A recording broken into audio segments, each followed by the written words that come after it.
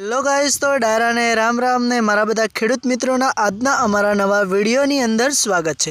તો મિત્રો, આજે આપણે વાત કરવાની છે રાજગરાની ખેતી વિશે। એટલે કે જે રાજગરાની ઘણા બધા ખેડૂતો ખેતી કરતા હોય છે, એ કેવી રીતે રાજગરાની ખેતી કરે છે અને રાજગરાની અંદર કયા કયા ખાતરો નાખે છે અને કયા ખાતર નાખવાથી રાજગરાની ખેતી સારી થતી હોય છે અને ખેડૂતોને સૌથી વધારે રાજગરાની અંદરથી નફો અને આવક પણ મળતી હોય છે। તો મિત્રો, અત્યારે તમને જોવા મળી રહ્યું હશે કે જે આપણે રાજગરાના ખેતરની અંદર ઊભા છીએ, તો આખા ખેતરની અંદર રાજગરો એકદમ જોરદાર રાજગરો છે અને સારો વિકાસ પણ છે અને ફૂલડે પણ સારો આવે છે। તો મિત્રો, રાજગરાની અંદર અત્યારે મોટા ભાગે ખેડૂતો ઘણી રીતે એટલે કે અલગ અલગ ખેતી કરતા હોય છે કે મોટા ભાગે ઘણા બધા એવા ખેડૂતો હોય છે કે જે રાજગરાની ખેતી કરતા આપણને જોવા મળે છે।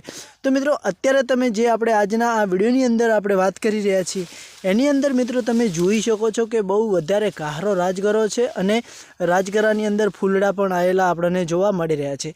તો મિત્રો, આજે આપણે વાત કરવાની છે આ રાજગરાની વિશે। તો દોસ્તો, તમને જોવા મળે છે કે જે આ રાજગરો અત્યારે છે એની અંદર ઘણા બધા ખેડૂતો ઘણા બધા અલગ અલગ પ્રકારના ખાતરો વાપરતા હોય છે, પણ મિત્રો જે આ રાજગરો તમને જોવા મળી રહ્યો છે એની અંદર ઓનલી ફોર એક જ ખાતર વાપરેલું છે, એટલે કે યુરિયા સિવાય કોઈ બીજું ખાતર નાખેલું નથી મિત્રો। કારણ કે આ મારી બાજુમાં જ મારા ખેતરની બાજુમાં જ ખેતર છે, એની અંદર રાજગરાનું વાવેતર છે। તો મિત્રો, તમે જોઈ શકો છો કે આ રાજગરાની અંદર ઓનલી ફોર યુરિયા સિવાય કોઈ બીજું ખાતર નાખ્યું નથી અને આની અંદર પાણી બસ 10 થી 15 દિવસે પાણી આપ્યું છે અને યુરિયા ખાતર, પાણી અને યુરિયા ખાતર। તો મિત્રો, એનું રિઝલ્ટ પણ તમારી સામે છે, તો તમે જોઈ શકો છો।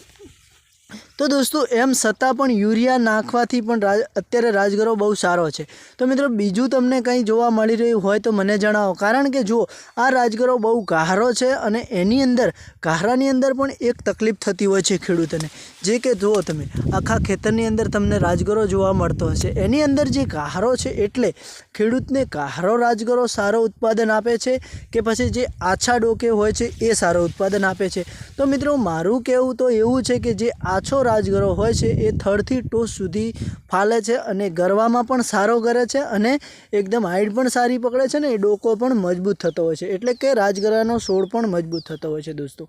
તો તમારું શું કહેવું છે? હા મિત્રો, ઘણા બધા એવા ખેડૂતો હોય છે કે કંઈક લોકો એટલે કે ટ્રેક્ટરની જે પેરણીથી રાજગરાની ખેતી કરતા હોય છે, કંઈક લોકો રાજગરો પૂંખે છે, કંઈક લોકો રાજગરો પહેલાં કે જે કે ખેતરની અંદર ઓળા પાડે છે, ઓળા પાડીને પછી રાજગરો પહેરતા હોય છે। તો મિત્રો, આ જે રાજગરો ઊભો તમને જોવા મળી રહ્યો છે એ પહેરેલો નથી, પૂંખેલો રાજગરો છે, ઓળા પાડીને પૂંખેલો રાજગરો છે।